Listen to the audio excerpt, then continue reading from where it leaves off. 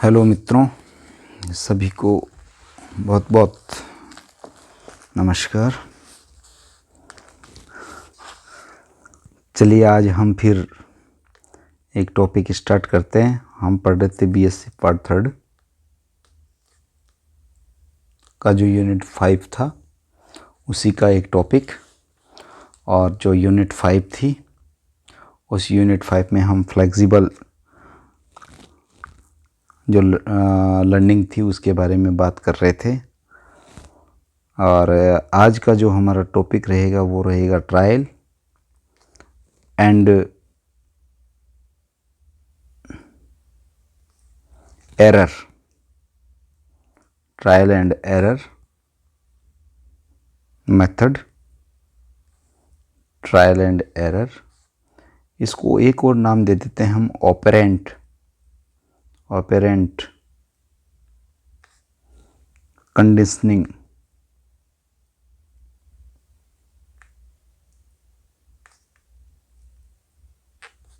Theory. तो आज का हमारा जो टॉपिक रहेगा वो रहेगा प्रयास और त्रुटि का सिद्धांत या प्रयास और त्रुटि अधिगम। यह आज हम पढ़ने वाले हैं। इस टॉपिक में हम ये समझने का प्रयास करेंगे कि किस तरह से प्रयास से और त्रुटि से अधिगम जो है उसकी प्राप्ति होती है, या अधिगम जो कंसेप्ट है वो क्लियर हम करेंगे। सबसे पहले बात आती है कि साहब जो ट्रायल एंड एरर मेथड है, वास्तव में किस किस साइंटिस्ट ने इस मेथड को लेकर के काम किया था। तो आप ये समझिए कि जो हम ये पढ़ रहे हैं ये इसे हम एक इंस्ट्रूमेंटल और थ्योरी कहते हैं। इंस्ट्रूमेंटल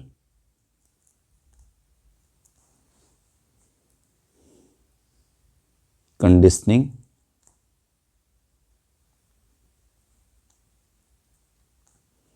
इसका एक और नाम मैंने लिख दिया है यहाँ, मैंने यांत्रिकीय अनुकूलन अधिगम जो है लर्निंग है वो भी इसको कहते हैं। और इस पे जो एक्सपेरिमेंट किए गए हैं, जो प्रयोग किए गए हैं इस थियरी को समझाने के लिए, वो किसके थ्रू किए गए हैं। तो यहाँ दो साइंटिस्टों के नाम बड़े सम्मान के साथ लिए जाते हैं। एक जो साइंटिस्ट थे उनका नाम था थॉर्नडाइक साहब, और दूसरे जो साइंटिस्ट थे उनका नाम था स्किनर। तो थॉर्नडाइक साहब और स्किनर साहब ये दो साइंटिस्ट थे जिन्होंने ट्रायल एंड एरर मेथड को या ऑपरेंट कंडीशनिंग थ्योरी को बहुत अच्छे से बताया। इसमें पुरस्कार और सजा का इसका जो बेस है, इस थ्योरी का जो बेस है वो है reward and punishment.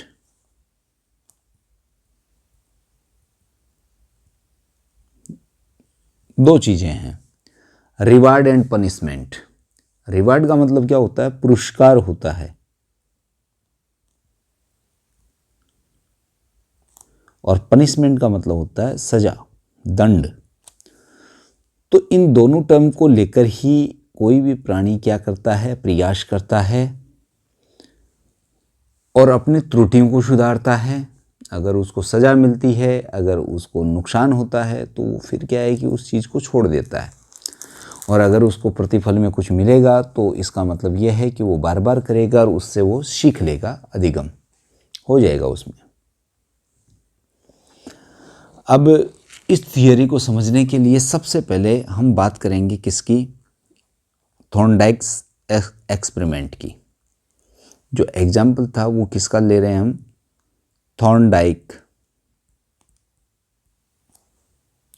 थॉर्नडाइक्स experiment.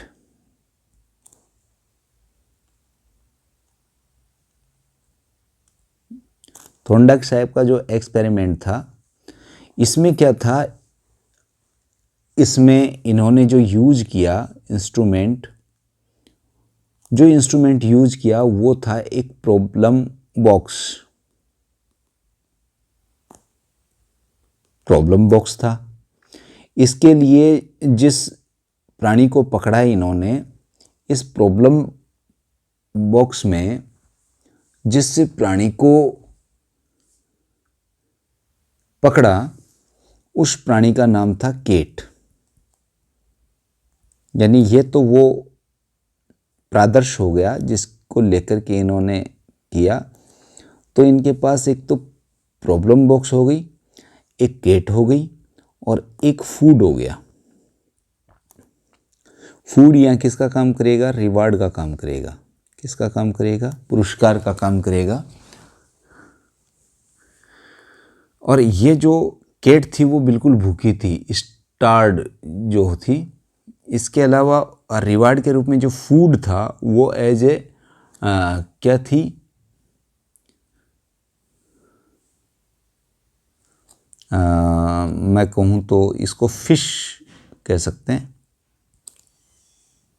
Fish रखा गया।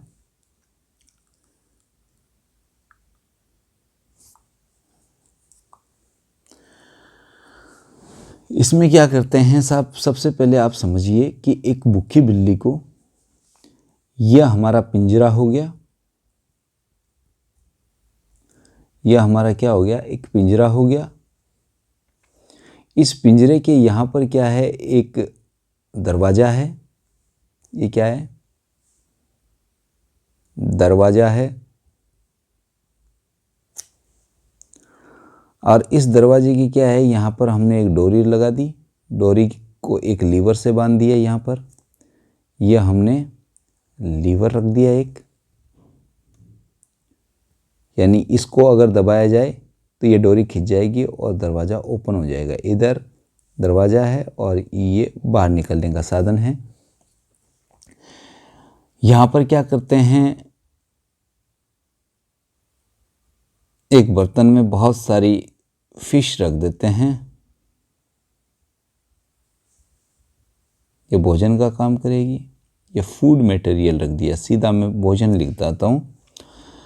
अब क्या करते हैं, इसके अंदर एक भूखी बिल्ली को रख देते हैं, भूखी बिल्ली, और चारों तरफ से इसको बंद कर देते हैं। इसकी जो दीवारें हैं, ये सारी दीवारें वो शीशे की बनी हुई हैं,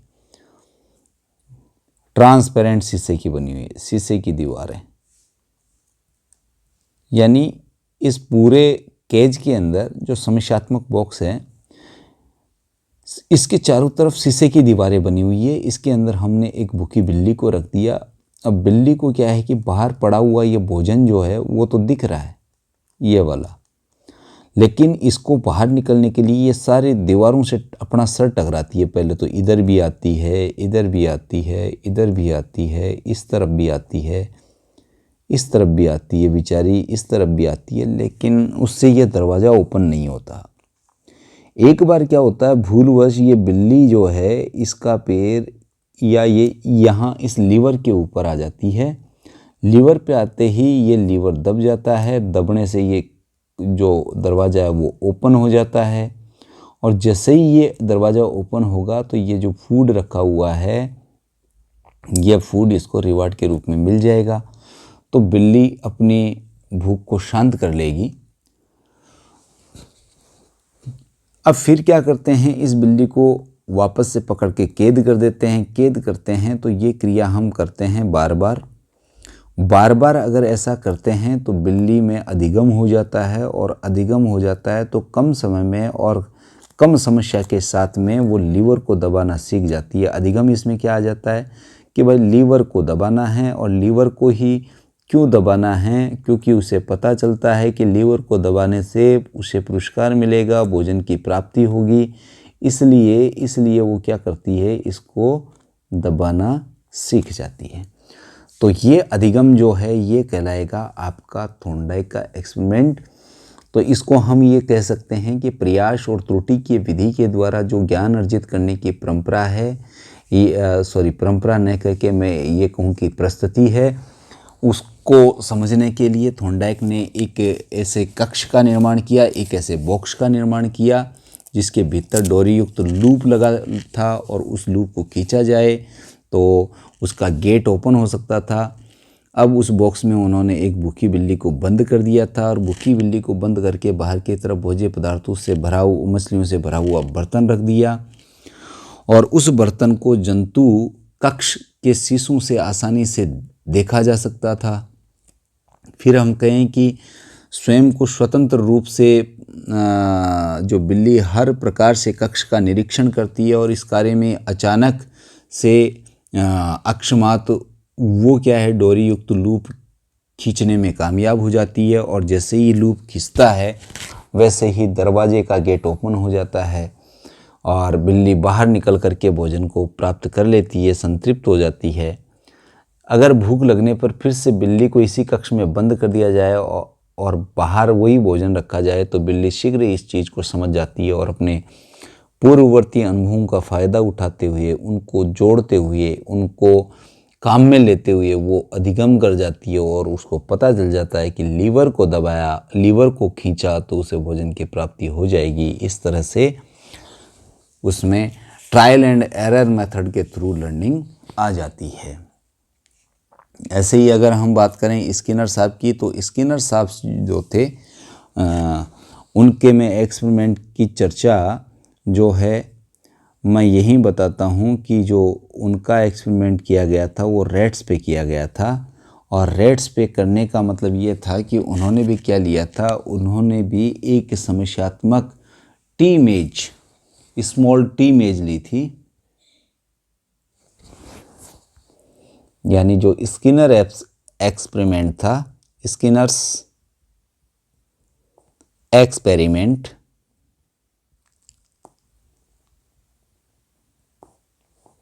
स्किनर्स एक्सपेरिमेंट था, वो जो बनाया उन्होंने टी मेज बनाई थी, एक टी मेज।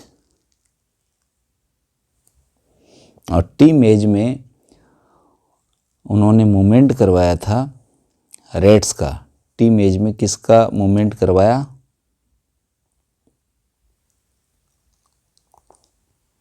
रैट्स का। इसको समझने के लिए आप यूँ समझिए कि उन्होंने एक ऐसी मेज बनवाई जिसका आकार कैसा था? टी के समान था।